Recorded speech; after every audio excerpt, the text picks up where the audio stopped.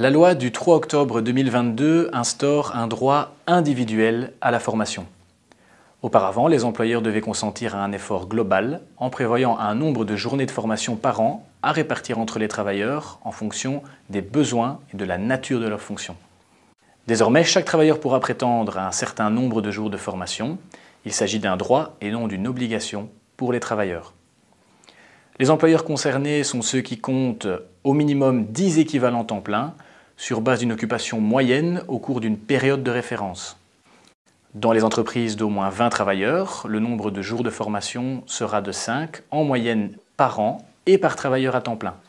Ce quota de 5 jours sera d'application en 2024, il est de 4 jours en 2023. Dans les entreprises qui comptent entre 10 et moins de 20 travailleurs, ce droit est d'1 jour de formation en moyenne par travailleur à temps plein et par an.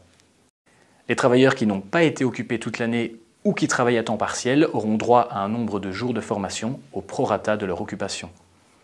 Les formations proposées peuvent être formelles ou informelles. Les formations formelles sont par exemple des formations données par le gérant de l'entreprise, des instituts de formation ou des organismes sectoriels.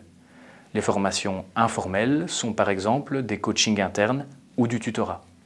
Le droit individuel à la formation peut se concrétiser de plusieurs manières, soit via une convention collective de travail, une CCT conclue au niveau sectoriel, soit en l'absence d'une telle CCT via un compte formation individuel, qui est un formulaire qui reprend plusieurs informations pertinentes en la matière.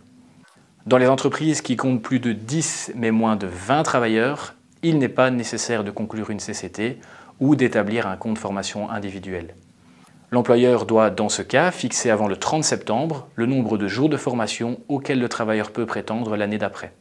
Les jours non pris à la fin de l'année seront reportés sans que ce solde ajouté ne puisse être déduit du crédit de formation de l'année suivante.